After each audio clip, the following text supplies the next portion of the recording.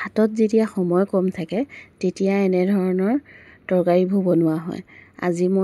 মোৰ আজি তেনেকুৱাই হ'ল, যিহেতু হাতত সময় কম, গতিকেলৈ কম সময়ত বনাব লাগে, সেইটো কাৰণে তিয়ঁহ এটা আছিলে, আলুৱে সৈতে কাটি ল'লোঁ। তাৰপৰা ডিম বইল কৰি ল'লোঁ।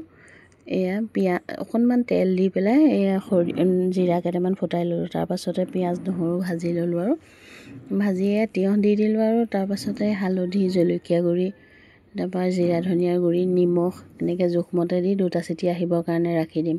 যিহেতু তিয়ঁহ পানীৰ হয়, সেইটো কাৰণে তাত পানী ওলাবই, সেইটো কাৰণে পানী নিদিওঁ। তাৰপাছতে ডিমকেইটা যিকেইটা বইল কৰি লৈছিলোঁ সেইকেইটা অকণমান হালধি নিমখ সানি ফ্ৰাই কৰি ল'লোঁ।